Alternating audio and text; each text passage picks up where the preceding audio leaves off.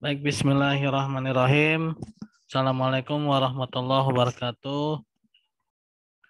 Alhamdulillah, segala puji syukur pada Allah Subhanahu wa taala. Salawat dan salam pada Nabi Muhammad SAW. Ya, kita pada kesempatan kali ini akan memulai perkuliahan yang pertama ya teman-teman ya. Mohon maaf sebelumnya kalau mulainya sangat jauh sekali terlambat karena tadi saya sudah menunggu sebenarnya ya. Tadi saya sudah tunggu tapi ternyata belum ada ini ya, belum ada jawaban. Nah, ternyata begitu saya lagi di jalan ada salah seorang teman kalian yang menghubungi saya ya, alhamdulillah ya. Nah, mungkin nanti ke depannya tadi ada saran ya kalau kita mulai jam 4 sore saja. Ya, tidak ngapa ya. Oke, bismillah kita share screen. Mudah-mudahan lancar ya. Jangan terjadi hal-hal yang tidak diinginkan. Amin.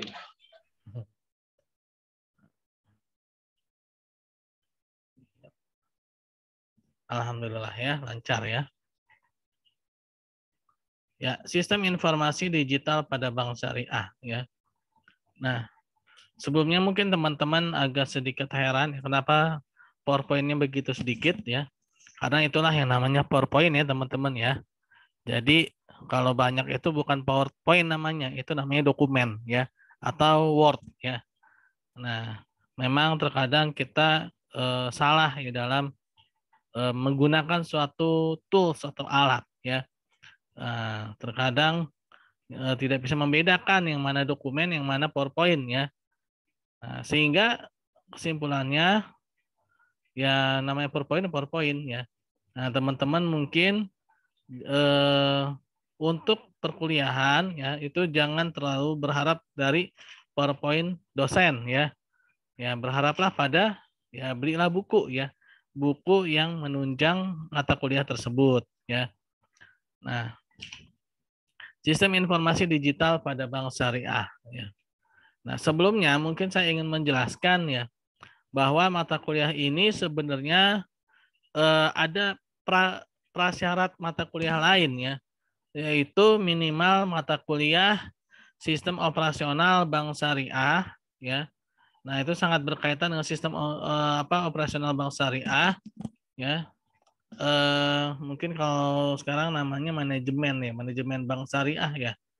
Dan juga terkait dengan produk bank syariah atau mungkin fikih muamalah ya. Produk-produk akad-akad itu ya. Nah, itu akan berkaitan dengan itu ya. Oke. Nah, bergema itu ya, tolong di mute ya. Nah, sistem informasi digital pada bank syariah ini ada suatu cara bank syariah ya yang memberikan informasi menggunakan media-media digital ya. Sekarang mungkin kita tahu ada internet, ada banking, mobile banking ya, ada internet banking ya, terus ada SMS banking, ada ATM dan lainnya ya. Yang mana itu adalah sistem salah satu ya, bukan ini merupakan bagian ya, salah satu bagian dari sistem informasi digital ya. Nah, nanti kita harus mengetahui ya, itu ada namanya sistem transaksi digital ya, ada namanya uang digital ya, dan istilah-istilah lainnya ya. Nah, kita jangan sampai salah dalam mengartikan, yang mendefinisikan ya yang mana sistem informasi digital ya, yang mana sistem transaksi digital dan mana yang uang digital ya. Nah, apalagi di tengah-tengah sekarang ini ya, dunia digital yang memang sungguh sangat luar biasa ya, menguasai dunia ya. Kita mungkin pada saat ini contohnya saja sekarang menggunakan media Zoom ini adalah salah satu contoh media digital ya. Saya ada di Jakarta, teman-teman ada di Bogor ya, tapi bisa berkomunikasi dan bisa belajar bersama ya. Ini adalah salah satu terobosan dunia digital ya. Dan yang pastinya itu akan mempermudah manusia, tapi juga jangan sampai selain mempermudah juga jangan sampai ini menjadi suatu musibah juga ya. Musibahnya apa? ya dengan dunia digital ini segala data informasi itu mudah sekali diperoleh sehingga tidak menutup kemungkinan untuk disalahgunakan ya. Nah, mungkin beberapa apa ya contoh ya, beberapa contoh yang pernah saya rasakan sendiri ya. Ada beberapa teman-teman yang mungkin namanya dimanfaatkan oleh orang yang tidak bertanggung jawab ya, di fitnah ya, dikatakan punya hutang, yang punya hutang di sana di sini ya. Nah, lalu ternyata orang tersebut sebenarnya tidak memiliki utang piutang ya, atau ada SMS apa namanya atau WA ya yang mengatasnamakan si A, padahal si A itu bukan apa bukan orangnya yang dimaksud ya, seolah-olah tuh si A ya dengan berbagai macam alasan meminta uang ya padahal bukan orang tersebut ya. Nah, itu adalah kejahatan-kejahatan dalam dunia digital ya, yaitu dengan menggunakan apa namanya pencurian data ya. Nah, oleh karena itulah ya teman-teman ya, kita dalam sekarang ini harus berhati-hati ya dalam mengakses dunia digital ini ya. Saya sendiri ya sudah berapa lama ini saya memang kalau di WhatsApp ya itu saya sudah tidak menggunakan nama saya secara langsung ya. Nah, tapi saya menggunakan nama, kalau orang Arab bilangnya itu kunyah ya. Kunyah itu seperti apa, gelar ya. Gelar itu bisa ya dari apa namanya? Dari nama anak ya, misalkan bapaknya siapa gitu kan. Atau siapa, gelarnya siapa ya. Nah, itu adalah salah satu cara ya untuk menghindar ya penggunaan nama kita ya, penggunaan nama kita oleh orang yang tidak bertanggung jawab dalam dunia digital ini ya. Nah, saya sudah beberapa kali terjadi ya ketika saya menggunakan nama secara langsung. Ini salah satu contoh kasus ya dalam dunia digital, dalam medsos ya, terutama WhatsApp sekarang. Dulu kan BlackBerry ya. Dulu BlackBerry, sekarang WhatsApp ya. Itu ada orang yang pura-pura kenal atau mungkin ya memang tidak kenal ya. Tapi begitu melihat nama kita secara asli di WhatsApp ya, sehingga dia langsung saja menegur kita kan. Misalkan saya Hasbi gitu kan. Hasbi apa kabar? Gitu. Biasalah ya, sok kenal sok deket gitu kan. Padahal ya dia bukan siapa-siapa gitu kan. Ngaku-ngaku sebagai saudara atau mungkin sebagai kakak atau sebagai adik ya. Iya ini kakak kamu ini. Gitu kan. Padahal saya sendiri nggak punya kakak laki-laki gitu kan. Tiba-tiba saja ada seorang laki-laki ya WhatsApp saya beberapa tahun yang lalu itu kejadiannya. Dia WhatsApp saya ya, sok kenal sok deket gitu ya. Hasbi apa kabar gitu kan. Ini saya kakak kamu, saya lagi butuh uang. Ya nggak banyak sih, ya 200.000 gitu ya. Tapi bukan masalah 200.000-nya ya. Ini penipuan ya. Nah, akhirnya ya saya sendiri nggak punya kakak laki-laki kan. Saya bilang, oh, saya nggak punya kakak laki-laki. Dia berusaha nelpon saya, tapi saya tidak tanggapi ya, tidak ditanggapi. Ya. Nah, itu contoh-contoh kejahatan dunia digital. Belum lagi berpura-pura mengatasnamakan phone banking ya. Kami dari bank ini mengkonfirmasi bahwa Bapak ini ya namanya ini iya. Bapak ini orang tuanya ini iya, orang ini iya. Tiba-tiba saja saldo di rekeningnya hilang atau jadi saldo minimum 50.000 ya. Itu ada kasusnya seperti itu, yaitu contoh-contoh kejahatan dunia digital ya. Nah, itu adalah yang sudah pernah terjadi. Karena itulah kita harus berhati-hati ya pada saat sekarang ini, jangan sampai kita salah ya, salah dalam mengakses dunia digital ini. Nah, yang tadi saya katakan juga ya, ada beberapa istilah mungkin teman-teman harus bedakan. Ya, ada namanya sistem transaksi digital ya, yaitu seperti apa ATM ya, lalu ada internet banking, lalu ada apa lagi? Sekarang banyak ya, ada wallet, ada Dana, ada apa lagi tuh, GoPay, OVO ya. Nah, itu adalah sistem transaksi digital ya. Nah, tapi ada juga namanya uang digital ya, teman-teman ya. Jangan salah menyamakan ya uang digital dengan sistem transaksi digital. Kalau uang digital, yaitu mungkin kita kenal ada namanya Bitcoin, ada namanya apa, koin apa gitu ya. Yang mana itu dia memang benar-benar berdiri sendiri ya. Beda dengan sistem transaksi digital tadi. Misalkan ATM. ATM itu kan di bawah oleh bank tertentu gitu ya. ATM misalnya adalah ATM Bank X Syariah gitu ya.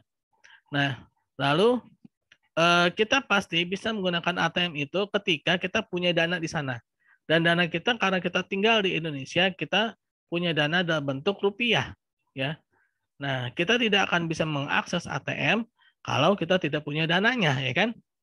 Nah, artinya kita sudah punya rupiahnya ya. Jadi yang ditransaksikan itu adalah sebenarnya adalah rupiahnya ya. Nah, sedangkan ATM itu hanyalah alat transaksinya saja atau mobile banking ya. Sama juga kan kita transfer lewat mobile banking. Yang pasti kan kita harus punya saldo rupiahnya di sana kan. Harus punya dananya di sana.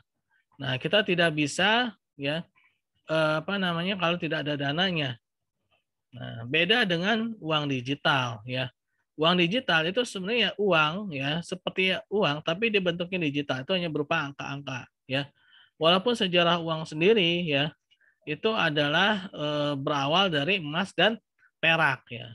Di dalam mata kuliah ini juga kita harus mengetahui teori uang ya dalam Islam, ya, teori uang dalam Islam. Nah, mungkin ada di dalam mata kuliah makroekonomi syariah ya. Nah, ada namanya full bodied money ya, yaitu uang emas. Yaitu uang yang bernilai penuh ya. Kenapa uang emas bernilai penuh? Karena uang emas itu dia identik sudah sama dengan nilainya. Misalkan kalau dulu ya karena yang terkenal itu dari dinar ya, uang dinar ya. Uang dinar itu juga sebenarnya bukan dari Islam lah teman-teman ya, jangan salah ya. Uang dinar itu dari Romawi ya. Dari Romawi, dari kaisar yang bernama Dinarius. Nah, kenapa Islam memilih dinar? Karena dinar memang stabil nilainya, paling stabil nilainya di antara mata uang emas yang lainnya ya. Nah, kenapa kok Islam bisa menguasai dinar? Karena pada saat itu bangsa Arab adalah bangsa pedagang. Sehingga uang banyak masuk ke dalam Jazirah Arab untuk transaksi ya. Untuk transaksi. Nah, sehingga transaksi menggunakan full bodied money yaitu uang emas. Nah, uang awalnya berupa emas ya. Lalu karena emas itu semakin lama semakin diincar oleh orang ya, termasuk oleh orang-orang yang tidak bertanggung jawab, baik itu di darat maupun di laut ya, sehingga membuat orang yang memiliki resiko yang tinggi ya. Apakah itu dirampok kalau di darat atau dirompak kalau di lautan ya. Nah, sehingga dia harus membuat suatu pengamanan ya. Pengamanannya ketika itu ada lembaga namanya Jihbis ya. Nah, lembaga Jihbis ini dia sebenarnya fungsinya hampir sama dengan fungsi perbankan, tapi dia sifatnya individu, bukan lembaga. Kalau bank itu lembaga kan, misalkan Bank Mandiri gitu ya, Bank BNI gitu kan, itu kan lembaga ya. Tapi kalau Jihbis ini dia adalah pribadi, misalkan Jihbis Hasbi Asidiki gitu ya. Nah, saya ini punya cabang lagi, misalkan saya ada di Indonesia ya. Saya punya cabang lagi misalkan di Singapura. Jihbis Hasbi Asidiki. Nah, bagi orang yang punya emas, dia ingin mengamankan emasnya, dia bisa menitipkan emasnya itu melalui Jihbis Hasbi Asidiki misalkan. Nah, nanti saya akan mengeluarkan selembar kertas kepemilikan bahwa orang tersebut memiliki uang emas tersebut, gitu ya. Nah, selembar kertas itu dinamakan dengan sukuk, ya. Nah, awalnya uang kertas itu adalah sukuk, ya, yaitu bukti kepemilikan atas uang emas seseorang. Sukuk atau suk, ya, sak. Nah, sukuk, sak, ya. Nah, lama kelamaan diserap oleh dunia barat menjadi cek, ya. Karena asal muasal kata cek itu berasal dari bahasa Arab yaitu sak, ya. Nah, cek, ya. Cek itu kan sebenarnya dia juga ini, ya. Cek itu kan dia ada underlying asetnya, itu uangnya kan. Suatu dunia perbankan, ya, dunia bank, ya. Bank tidak akan bisa mengeluarkan cek kalau di di balik itu, ya, si nasabah itu tidak punya uang, ya. Nah, cek itu bisa ada ketika dananya ada kan, baik itu pinjaman, ya, maupun dia memang sudah memilikinya ataupun tabungan, ya. Nah, akhirnya adalah cek itu, ya. Nah, tapi semakin berkembangnya teknologi sekarang, ya, nah, uang yang ada sekarang ini semakin bertambah sehingga ada transaksi-transaksi digital, ya. Sehingga istilahnya kalau dalam makroekonomi syariah, ya, atau makroekonomi itu ada namanya M0, ada namanya M1, ada namanya M2, ya. Dan ada nama lagi M3, ya. Nah, saya juga nggak paham ini uang-uang apa digital ini masuknya ke mana, ya. Uang digital, ya. Nah, uang digital itu ya sebenarnya uang, ya, tapi dia bentuknya digital. Digital itu dia tidak ada fisiknya, ya. Seperti Bitcoin, ya, mungkin salah satu yang terkenal, ya. Nah, yang menjadi kekhawatiran dari uang digital ini adalah tidak diketahuinya underlying, ya, dari uang itu.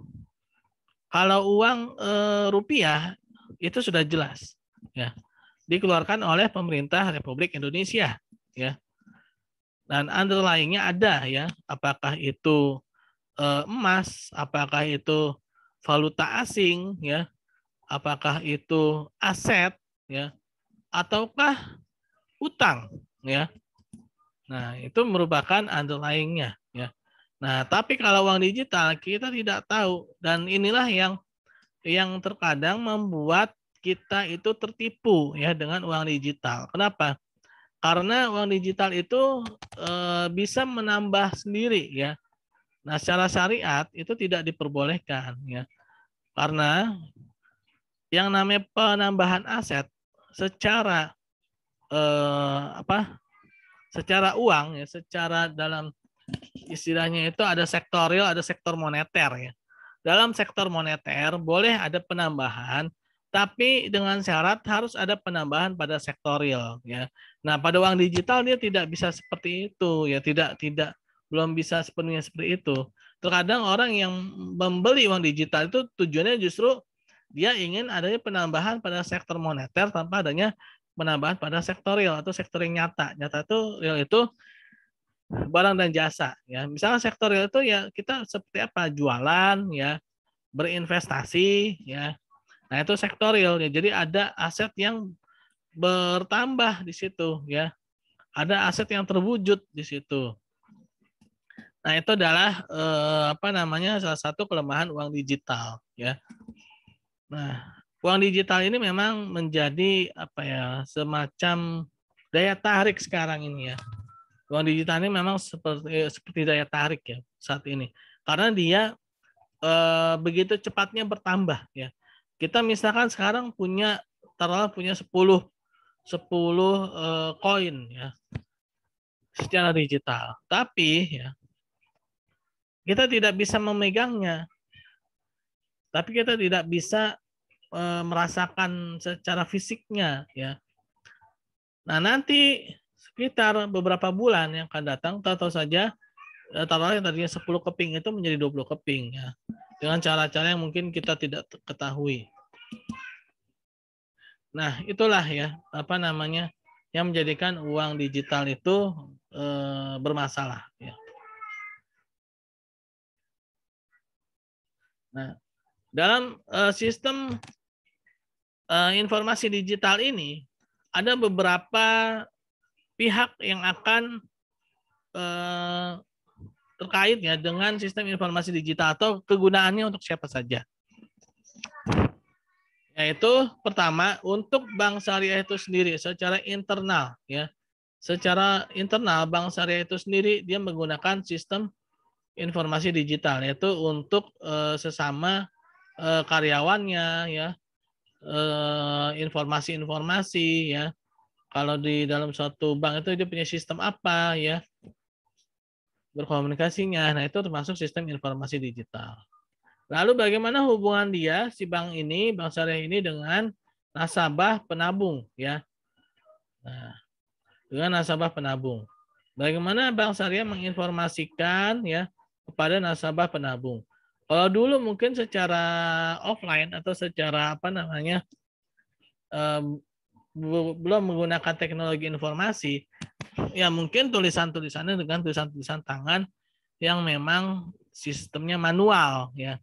Kan tapi sekarang kita tidak seperti itu lagi kan. Di dalam handphone kita tuh bisa menyimpan 10 bank sekaligus ya. Dalam handphone dengan apa? Dengan mobile banking ya.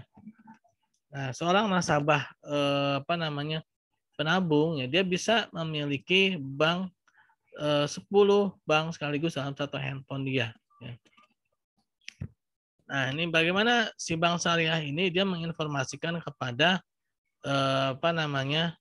Nasabah penabung ya. Lalu bagaimana juga si bank syariah ini dia menginformasikan kepada nasabah pembiayaan ya sistemnya seperti apa. Kalau dulu mungkin ya ketika misalkan siapa Wildan misalkan ya. Wildan mungkin belum merasakan ya. Ya kan saya lah. Tahun-tahun 90-an ya. Itu ketika teknologi informasi belum sedemikian canggihnya, ketika ada seseorang ingin menarik dananya di suatu bank ya, maka si bank itu dia harus menelpon ya. Misalkan saya buka rekening di Jakarta ya. Saya nabung di Jakarta. Tapi saya mau ngambil uangnya di Bogor ya. Nah, bagaimana ketika masih manual? Maka si bank itu menelpon ya. Dulu tuh memang baru ada teknologi telepon ya. Dan teleponnya pun masih telepon fixed line ya, kabel. Belum pakai telepon handphone sekarang ini ya. Menelpon dia. Nasabah yang bernama Hasbah Sidik ini dia mau ambil uang nih. Benar nggak? Coba lihat tanda tangannya. Oh ya benar, KTP-nya benar. Ya sudah berarti benar ya. Nah itu secara manual ya. Secara manual. Tapi sekarang udah tidak seperti itu lagi kan dengan adanya teknologi informasi, berkembangnya dunia digital ya, sehingga sistem informasinya pun juga menggunakan digital ya. Lalu terkait dengan siapa lagi tadi? Nasabah penabung dan nasabah pembiayaan ya. Nasabah pembiayaan pun juga demikian ya dengan sistem informasi digital. Lalu bagaimana Bank Syariah berhubungan dengan Bank Indonesia ya? Nah, setiap bank itu memiliki simpanan ya di Bank Indonesia ya yang dikenal dengan giro wajib minimum. Nah, kalau pada bank konvensional mungkin namanya giro wajib minimumnya itu SBI ya, Sertifikat Bank Indonesia. Tapi kalau di bank syariah namanya Sertifikat Wadiah Bank Indonesia ya. Nah, SBI ataupun SWBI itu adalah giro wajib minimum yang mana harus setiap bank harus menyisihkan 3% ya, dari dananya ke Bank Indonesia. Ini adalah saldo minimum ya. Fungsinya untuk apa? Fungsinya untuk cadangan, dana cadangan minimal. Kalau terjadi sesuatu yang tidak diharapkan ya, seperti ras ya, penarikan besar-besaran ya. Nah, itu ya. Nah, itu juga menggunakan sistem informasi digital ya sekarang ya. Nah, lalu bagaimana hubungan bank syariah terhadap bank syariah lainnya atau terhadap bank konvensional sekalipun ya atau terhadap ownernya ya, pemiliknya atau pada pemegang sahamnya ya. Nah, inilah sistem informasi digital yang akan digunakan ya oleh suatu bank syariah Jadi bukan hanya yang tadi saya katakan ya, bukan hanya ATM ya, bukan hanya mobile banking ya, bukan hanya apa lagi ya, yang sistem digital. Apalagi sekarang ada namanya fintech syariah. Nah, ini lebih parah lagi nih ya, financial teknologi syariah. Dia lebih parahnya itu ini ya, apa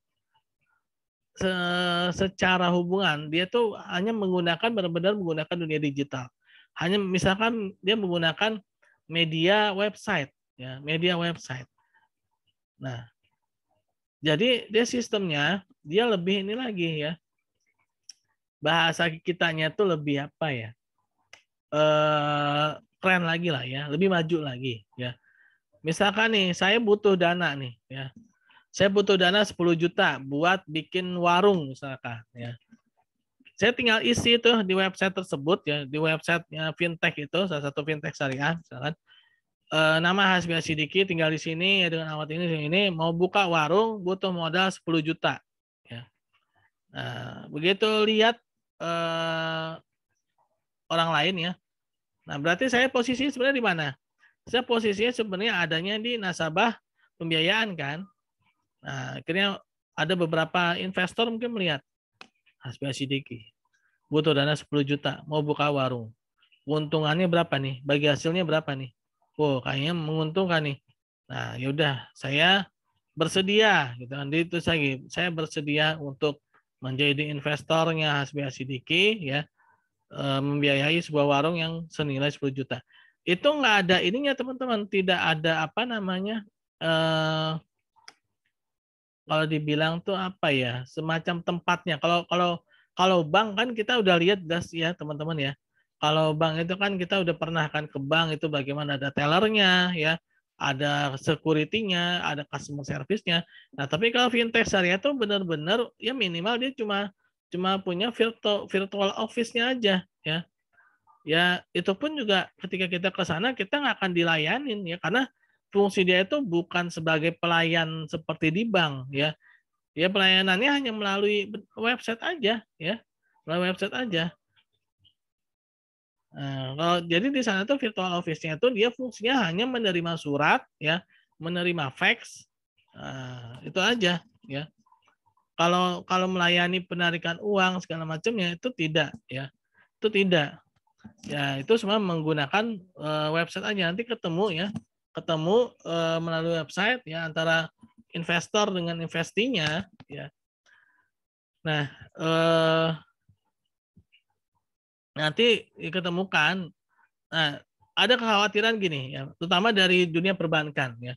Dunia perbankan sangat khawatir dengan munculnya fintech syariah ini ya. Ya itu khawatirnya apa? Secara kepemilikan aset ya. Fintech ini dia kalau dibilang aset kepemilikannya mungkin kecil ya. Tapi secara transaksional, fintech syariah ini bisa mengalahkan bank. Secara kepemilikan karyawan ya, fintech ini sangat hemat, karyawannya mungkin cuma sedikit. Mungkin bisa dihitung dengan jari. Ya, kalau beda dengan bank ya. Bank apalagi kalau udah jadi bank umum ya, wah itu luar biasa. Karyawan itu bisa ribuan ya. Yang pastinya akan berdampak pada biaya, akan cost untuk membayar karyawan tersebut ya. Nah, tapi fintech syariah ini tidak ya. Secara tempat dia hemat ya, virtual office ya. Secara karyawan dia sedikit ya. Nah, tapi secara transaksional dia bisa mengalahkan bank ya. Tapi ada satu yang tidak bisa dilakukan oleh fintech syariah ya. Fintech syariah ini dia tidak bisa jadi ketika seorang menggunakan fintech syariah sekalipun, dia harus misalkan nih saya nih Hasbi Asidiki sama misalkan Wildan gitu ya. Wildan misalkan jadi investor. Nah, ketika saya minta sama Wildan tolong transferin. Nah, pasti transfernya pasti menggunakan jasa perbankan kan. Nah, tetap menggunakan, nah disitulah ya yang menjadi kegunaan bank ya yang mutlak ya. Jadi fintech itu ternyata masih belum bisa menjadi media ya, media secara utuh ya. Walaupun dia mungkin bisa saja ya transaksinya dia bisa jadi lebih besar daripada bank, tapi tetap ya fintech itu dia belum bisa mengumpulkan dana ya secara besar-besaran karena itu sudah ada aturannya dalam OJK ya.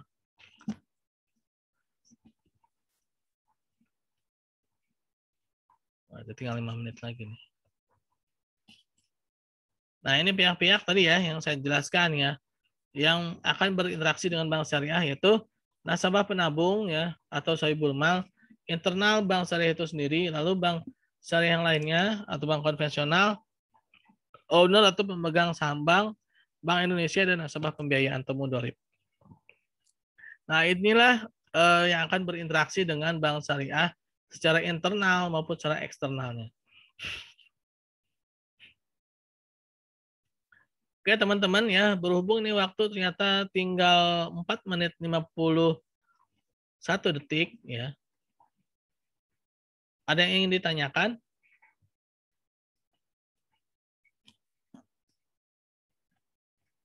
Oh iya teman-teman, ketika kuliah online ya diwajibkan sebenarnya untuk on cam ya.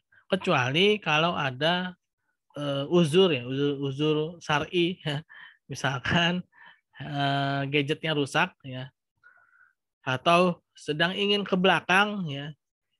Nah, itu bolehlah ya di off cam kan. Tapi kalau tidak ada ya lebih baik di on cam kan. Kenapa? Karena seperti ibaratnya nih ya, kalau lagi kuliah offline ini yang off cam ini ya, ini seperti orang yang lagi tidur ya, karena tidak terlihat ya dia itu sebenarnya sadar atau tidak. Kalau memang apa ingin di off cam kan boleh, tapi tadi itu ya memang karena gadgetnya rusak ya. Tapi diawali dengan izin ya. Mohon maaf Pak, gadget saya rusak kameranya ya. Jadi saya bisanya off cam. Atau mohon maaf Pak, ini saya lagi ada di mana gitu ya. Nah, kecuali memang sudah bilang ya, itu tidak apa-apa ya. Nah, dan bilangnya di awal ya, bukan di akhir ya. Nah, jadi Islam itu mengatur semuanya itu dari awal ya. Ada namanya dalam kaidahnya itu namanya saduz zariyah ya atau saduz zaroi, yaitu mencegah jalannya suatu keburukan itu sama pentingnya seperti mencegah keburukan itu sendiri. Ya, jadi harus dari awal dijelaskan agar tidak terjadi salah paham ya mengenai on cam dan off cam ini ya. Jangan sampai ya orang lain berprasangka buruk terlebih dahulu ya. Jadi harus dijelaskan di awal ya.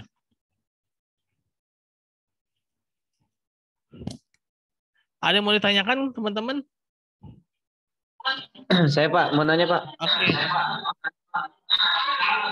Ini, waduh sebentar Pak, ini dekat HP-nya.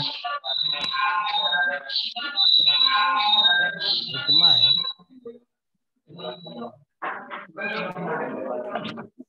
Ayo. Ada yang masih saya ragu Pak terkait masalah uang digital ya, terkait masalah hukumnya Pak, karena bagi saya kayak terlalu uang digital tuh terlalu rentan dimanipulasi gitu Pak. Jadi untuk penaikan dan penurunannya mudah dipengaruhi gitu. Misalkan kayak kemarin yang Elon Musk itu yang sempat rame kan tuh, dia tarik uangnya akhirnya turun kan. Nah itu sebenarnya kalau secara sudut pandang Islam apakah halal uang digital tersebut, apa masih terjadi perdebatan Pak? Nah, pertanyaan bagus ya Nasrul, terima kasih. Jadi mengenai uang ini ada dalam teori makroekonomi syariah ya. Jadi syarat uang itu tadi ya, dia harus pertama bisa berupa wujud emas secara langsung ya, atau istilahnya full bodied money ya. Kalau sudah berwujud emas secara langsung logam mulia itu maka dia secara kesahannya ya dia sudah sah ya kalau emas ya. Lalu uang yang di backup oleh emas ya. Jadi tidak bisa mengeluarkan suatu lembar kertas yang mana lembar kertas itu dinyatakan sebagai uang ya, kalau emasnya tidak ada ya. Itu yang kedua ya. Dan yang ketiga, dia berdasarkan pada kepemilikan aset dari suatu negara. Misalkan nih Indonesia ya mengeluarkan mencetak mata uang, tapi dia apa nih yang menjadi underlying uang itu apa nih? Misalkan Gelora Bung Karno misalkan ya, GBK ya, Gelora Bung Karno yang dijadikan. Nah, ya, ada satu lagi tapi sebenarnya nggak boleh, yaitu utang ya. Ini valuta asing nih ya, biasa valuta asing. Jadi si negara itu dia mendapatkan pinjaman utang ya senilai berapa, dan dari utang itu dia bisa mencetak uang